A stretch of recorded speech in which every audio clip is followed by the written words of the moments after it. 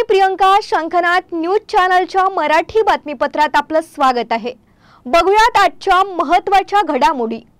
पर्यावरण मंत्र्यांचा मतदारसंघ प्रदूषणाच्या विळख्यात, प्रदूषण दूर करण्याची परळीकरांकडून मागणी.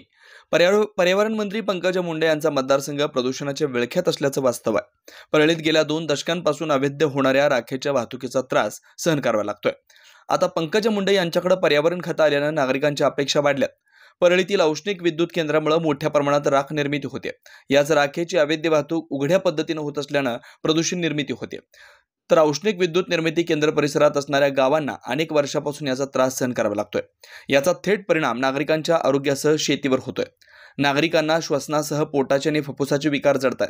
यासाठी अनेकदा आंदोलनं झाली, प्रशासनाच्या बैठका झाल्या, मात्र यावर तोडगा निघाला नाही. त्यामुळे आता पर्यावरण मंत्री पंकजा मुंडे यांच्याकडूनच अपेक्षा असल्याचं येथील नागरिक बोलतायत. वैद्यनाथाच्या नगरीची ओळख जी आहे ती वैद्यनाथ ज्योतिर्लिंगामुळे देशात आणि संपूर्ण जगतात आहे. त्यासोबत थर्मल पॉवर स्टेशनमुळे इतर राज्यांना आणि राज्यात वीज निर्मिती जी आहे ती अत्यावश्यक असल्या कारणानं विजेची निर्मिती केली जाते. परंतु वीज निर्मितीमुळे होणारं जे राखेचं जे प्रदूषण आहे त्याची उपाययोजना करणं अत्यंत गरजेचं आहे. राखेची योग्य विल्हेवाट लावणं अत्यावश्यक आहे. त्यामध्ये प्रामुख्यानं वीटभट्टीसाठी राख वापरली जाते किंवा इतर उद्योगांसाठी राख वापरली जाते. त्याची योग्य ती उपाययोजना करणं अत्यावश्यक आहे.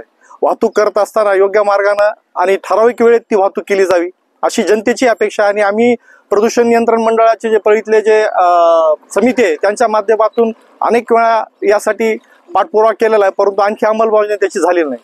आता अपेक्षित असं आहे की टिप्परद्वारे केली जाणारी वाहतूक ठराविक वेळेत केली जावी आणि त्यासोबतच त्यासाठी जी काळजी घ्यायची आहे की ओली राख टिप्परमधून नेली गेली पाहिजे किंवा ती राख पूर्णपणे झाकून टिप्परच्या द्वारे वाहतूक केली गेली पाहिजे. याची काळजी दक्षता घेतली जाईल अशी अपेक्षा व्यक्त करतो. आणि विशेष म्हणजे मराठवाड्यात प्रथमच पहिल्यांदा पंकजाताईच्या माध्यमातून पर्यावरण मंत्री पद मिळालेलं आहे. त्या माध्यमातून निश्चित या ठिकाणी परळीकर आणि परिसरातले नागरिक अपेक्षा करत आहेत की नक्कीच पर्यावरण या ठिकाणी संतुलन राखलं जाईल आणि प्रदूषण नियंत्रण मिळण्यासाठी योग्य त्या उपाययोजना आणि काळजी घेतली जाईल. माझं नाव चेतन सोंदळे. प्रदूषण नियंत्रण मंडळ सदस्य म्हणून आम्ही परळीतली जी समिती त्यात आम्ही कार्य करतो. आपण जर बघितलं तर Parli Vaijnath thermal power station मधून जी कोळशाची राख तयार होते बनते त्या राखीचा वापर हा मोठ्या प्रमाणावर वीटभट्टी व्यावसायिक तसेच सिमेंट फॅक्टरीचे संबंधित लोक त्यात वापरतात. परंतु ह्या प्रदूषणाला आळा घालावा म्हणून ज्यावेळेस थर्मलचे चीफ इंजिनियर श्री विरेश पाठक होते त्यांनी ऑपरेशन दंडकारण्य राबवून प्रोजेक्ट फिनिक्स हा डेव्हलप केला. मोठमोठ्या राखेच्या त्या साम्राज्यावर त्यांनी लाखो झाडांचं जतन करून त्या झाडांना वाढवलं.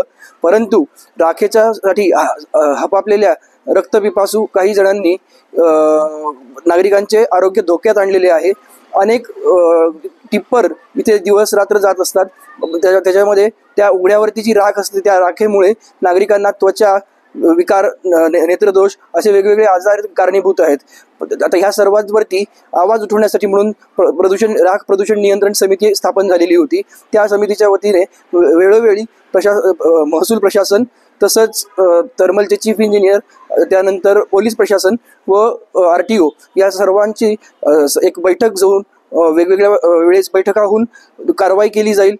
बंद एन्क्लोज्ड टँकर्स असतील, जे ओपन टिप्पर असतील त्याची जी राख आहे ती ओली असेल अशा सगळे प्रावधान करण्यात आले. परंतु हे सगळे निर्णय फक्त कागदोपत्री झाले, प्रत्यक्षात मात्र याची काही अंमलबजावणी झालेली नाही.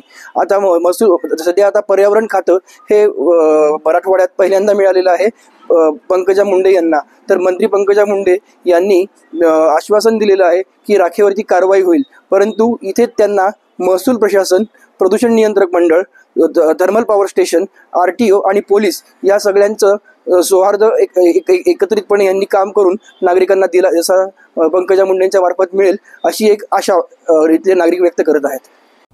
पुन्हा भेटूयात नवीन बातमीपत्रासह. तोवर नमस्कार.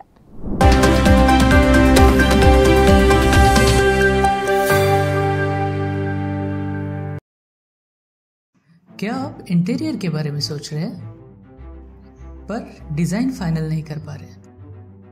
होम इंटीरियर या ऑफिस इंटीरियर, किसी भी डिज़ाइन आइडिया को रियलिटी में कैसे बदले, आज हम ये जानेंगे इंडस्ट्री एक्सपर्ट्स से।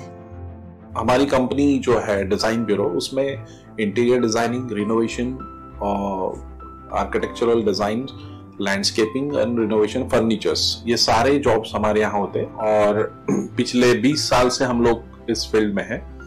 और इसमें 2 से 3 कैटेगरी आप इसको डिवाइड कर सकते हैं, जिसमें कि हम रेसिडेंशियल बोलते हैं, कमर्शियल बोलते हैं और रिनोवेशंस बोल सकते हैं। बेसिकली क्लाइंट्स की नीड्स को अंडरस्टैंड करना, सो नीड बेस्ड एनालिसिस हमारे यहाँ होता है।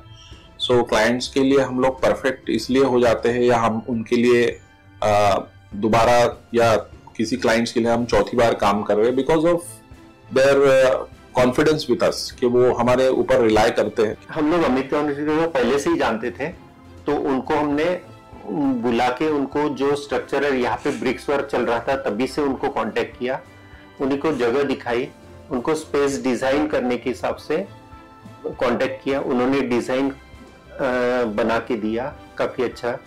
जो भी उसमें जो भी चेंजेस थे उनको वर्कआउट किया हमने। जब जो मटेरियल लेना था वो साथ में हमारे आए, सिलेक्शन के लिए आए, वो जो भी सारा सिलेक्शन उन्होंने काफी अच्छे से करवाया। जो भी उसके बाद में जो एक्सपेक्ट था उससे ज्यादा बेटर ऑफिस उन्होंने बनवाया। बजट अगर आपका लिमिटेड है तो लिमिटेड बजट में भी आप एक अच्छा इंटीरियर कर सकते हैं, ये हमारा विश्वास है। और हमारे क्लाइंट्स के लिए हम वही दे रहे हैं और उसी से हमारा क्लाइंटल बड़ा है। हर क्लाइंट की एक अलग स्टोरी होती है, उनका एक अलग रिक्वायरमेंट्स होता है।